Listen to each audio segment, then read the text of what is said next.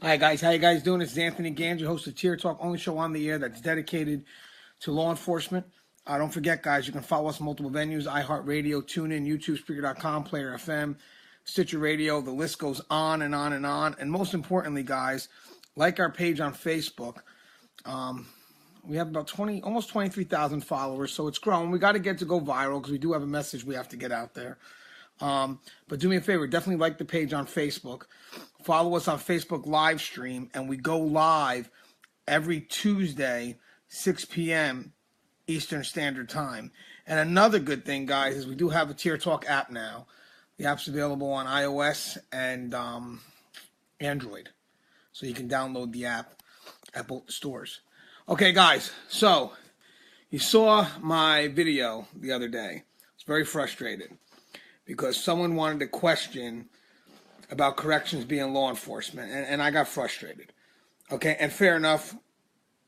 I'm sure we all were frustrated. But the article was very insulting.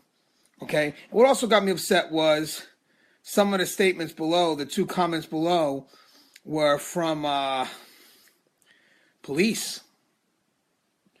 Again, not gonna say all police think that way, because I know for a fact that's not the case. But unfortunately, in this case, I believe it was two.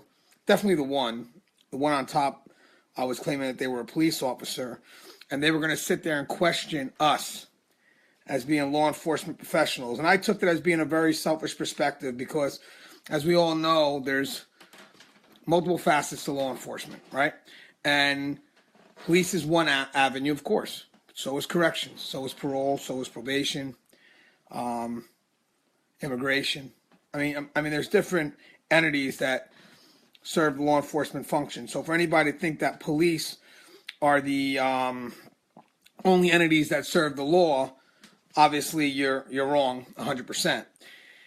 And again, for anybody to assume that when they said law enforcement officer, that automatically meant Tacoma police, well, it shows you how limited their mindset is too. So that's another thing that needs to be looked at.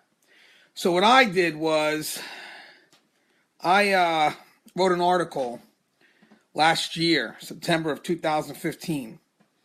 Okay, and when I started this battle of corrections trying to be seen as law enforcement, and it was a tough battle because even though there are states that we are law enforcement, considered law enforcement, when the majority is not, unfortunately, the rest aren't recognized as law enforcement professionals. And it's truth. No matter what anybody wants to say, that's the truth. And that's sad, but it's the truth. So what I wanted to do is to get us all recognized as law enforcement, which I'll be honest with you, I didn't think that was going to be that hard of a battle. I didn't. I think it'll just be a few articles, wake some people up, let them know the work that goes behind the wall. Because I figured maybe it was the fact that they just didn't know the work that we were doing. And maybe if we were to educate them, they would listen, and the situation would be resolved, and we'd be able to move forward as one collective family without being isolated from the rest of the Blue Brothers that stand outside the wall. But that wasn't the case. Wasn't the case. Okay, it's a lot harder than I thought, and there's a lot of conflict. I found out that the conflict was basically the public perspective, right? That was one conflict. But there was another conflict that got to me that surprised me. And the other conflict is the internal conflict that we have amongst each other and the people that will say, well, this is just a tired battle, just stop. And the reason why it's not a battle that we should stop, that we should keep moving forward, is because it's where we're at now. It's our evolution. It's what needs to be recognized, and words that set back that progress needs to be eliminated quick enough. I mean, that's it. We're not guards. We're officers, and we have to embrace officers because that's where change will happen. You embrace guard, it's wrong because it's more than what we do. Officers, literally, the term officers encompass what we do. Guards, that's not us no more. That's not us no more. And to embrace that evolution, we have to embrace the word officer because it's part of our movement forward. It's part of who we are forward. But the problem is, and the conflict is is that people have such a primitive notion of who we are, and they're so consistent with that notion that it's hard for us to make any progress forward.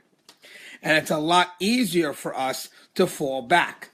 Because when we fall back, we go into the norm of what the public believes we are. And I believe that makes sense, right? I believe that's their perspective. And what I get mad about is we could spend all this effort digging through dirt and digging and digging and digging.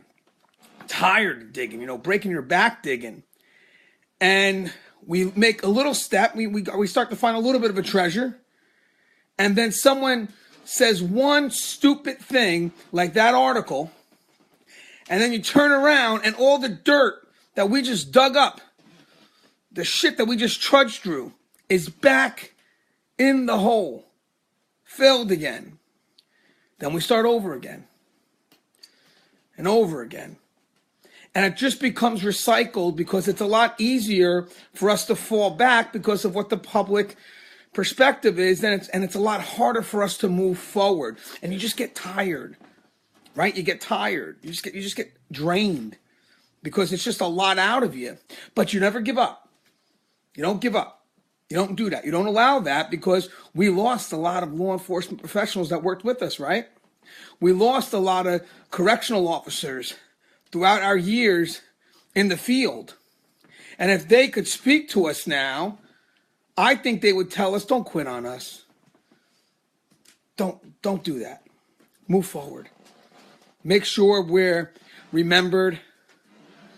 Make sure that our death isn't in vain, because each time a correctional officer was lost to us behind the wall, that was our chance to remind people that we were officers. That was our chance to remind people that we were law enforcement professionals. And for some reason, I think we failed to do that. And that's a collective fail. That's okay. I'll step up and I'll stand alongside you guys, and I'll admit that for some reason we failed to do that. I look at social media and I said, you know what? I can't get anybody to pass this positive message about us. Couldn't, guys, and I've tried. As soon as something negative happens or something positive happens, I try to exhaust all connections to see if there's someone that will put the story out there, and I get shut down time after time. So I said, you know what? Why do we need them? We could create our own venue and then voice our opinion on that venue. Build the numbers, and then for once, people will have to think twice before they say something negative about our profession, because guess what, guys? We have numbers. We can contest it, enforce. And then eventually, with the numbers, people will start to listen. And maybe it's a foolish hope, I don't know, but I look at the glasses being half full, is that maybe people will say, you know what? We were wrong. Maybe. I like to think it's possible. Then, what we do at that point is we start building the message. And we stay with that message. And we create who we are. We don't get pigeonholed to the past, and we tell people who we are now. And for those that commit negative actions, we don't get generalized to those extremes. We get generalized to the professionals, the majority. A lot of changes are happening in corrections because they're based on extreme circumstances, extreme situations. And then those situations get defined in a general manner as that's common practice. And that's not the case. But again, nobody knows enough to contest that. So I'm going to keep this quick. I'm going to read an article that I wrote about a year ago, and you can find it anywhere. Just put, yes, correction officers are law enforcement officers, put out there by Corrections One. It's an article that went viral amongst us. And I got so excited because when the article went viral, I was like, finally, there's a message getting out there. What's going to happen next? And that was it. So what I'm going to do is, for people that don't want to read my article, because maybe they won't look it, maybe they'll recognize the face and they'll click onto the link, and when they go to listen to it, all of a sudden I'll surprise them with this. But on September 1st, 2015, when this article was published, this was the message I was trying to get across. This is why I say that corrections is law enforcement. And this is why this article, I believe, went viral. This is my effort to tell people of who we are and the role we play. And yes, I do know that some states don't recognize corrections as law enforcement, but that's their fault. That's not ours, and we need to remind them of who we are. I'm not going by what the state says. I'm going by what we do. Because the state has different motives, but we know what we do. And our motives are what? Protect and serve the public. And if we protect and serve the public, we are public servants. And if what we do behind the wall is governed by state law, then we are enforcing the law, which makes us law enforcement professionals. This is elementary for anybody. Why is this so hard for people to understand? So I'm going to read the article real quick, published September 1st, 2015. Just bear with me. Yes, correctional officers are law enforcement officers. That's the title. Correctional officers are part of the United Blue family. Don't isolate them. And I start off with a scenario to draw people in. A riot has broken out in the mess hall, and within seconds, 2 suited teams stand at the ready.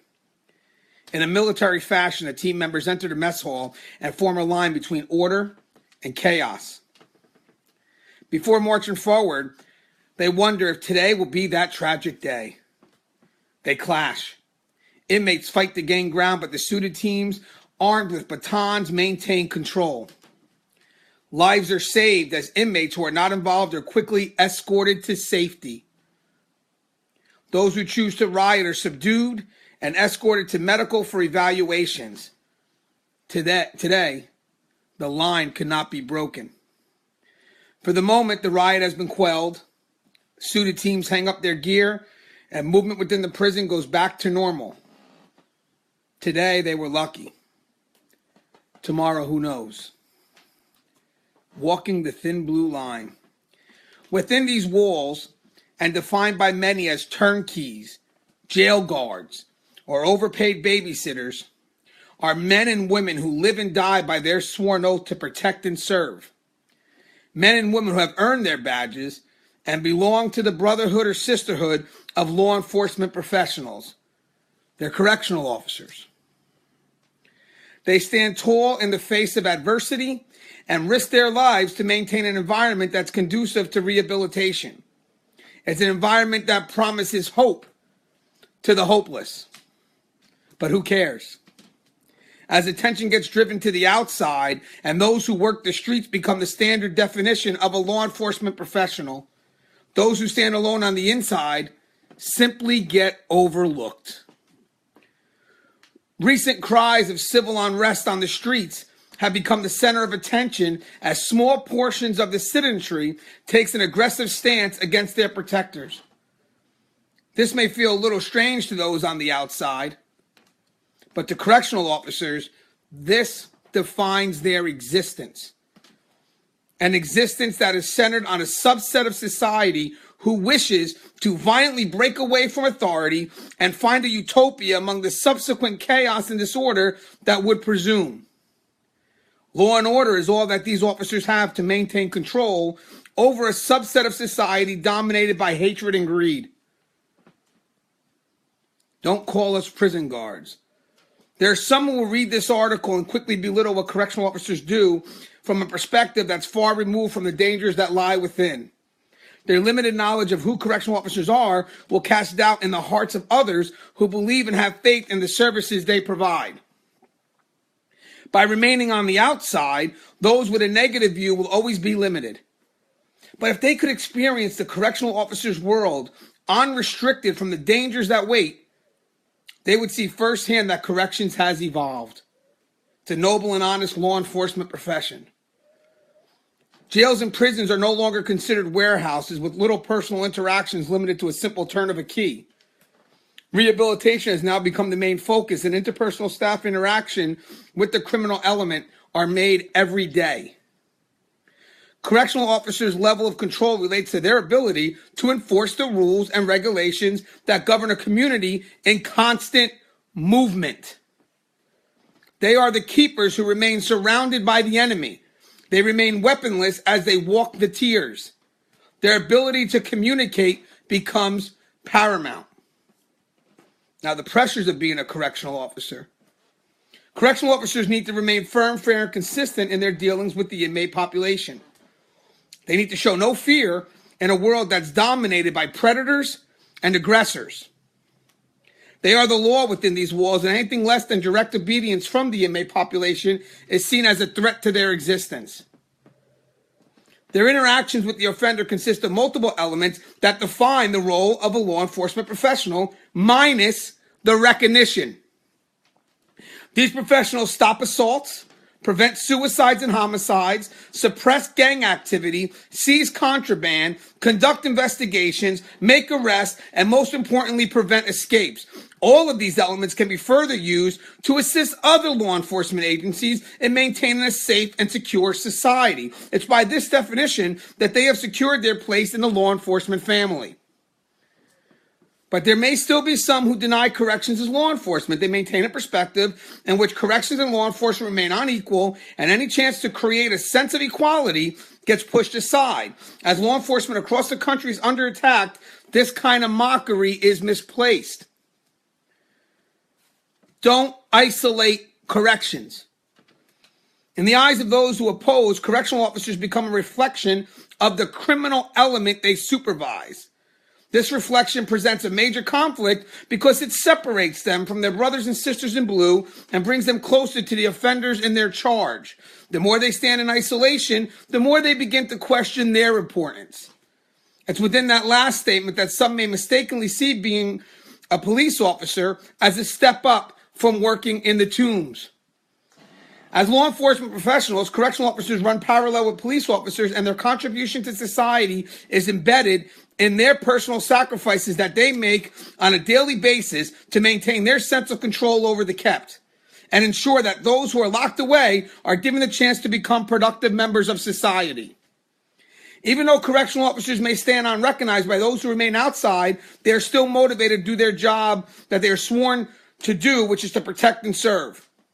Being a professional means you do the job because the job has to get done. Correctional officers make sacrifices the public may never know and may never care about. They risk their lives every day in service to the public. In their fight, they have lost many, but continue to remain strong. Failure to recognize their importance is a failure to recognize a brother or sister who would die for the same things those on the outside represent.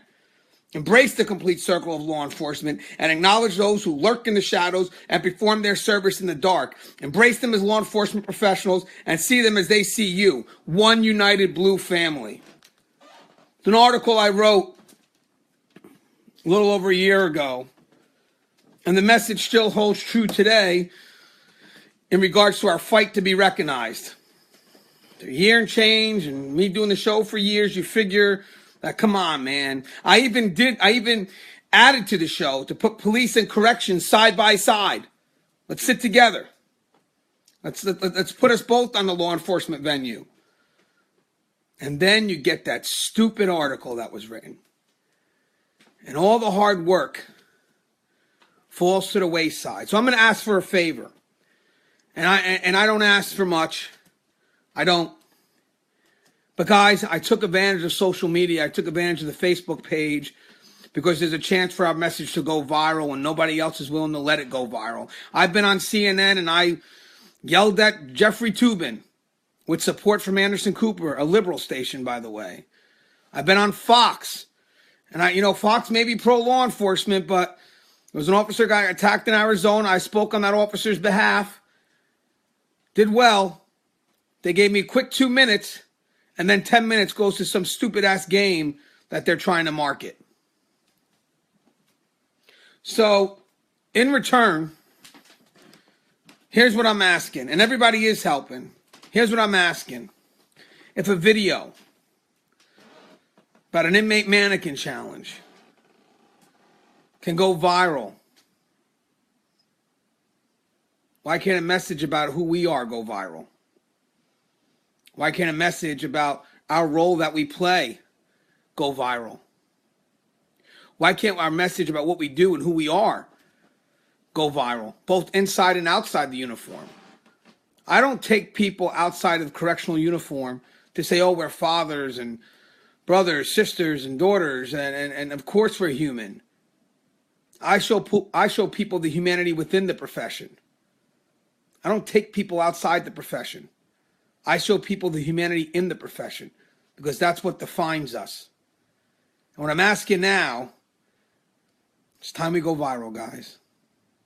If ever there was a time it's now. Look at all that hard work we did, and for it to be set back because of that stupid article, and that article is getting attention. And we have to contest that immediately, or we'll forever remain in the shadows as guards. Guards.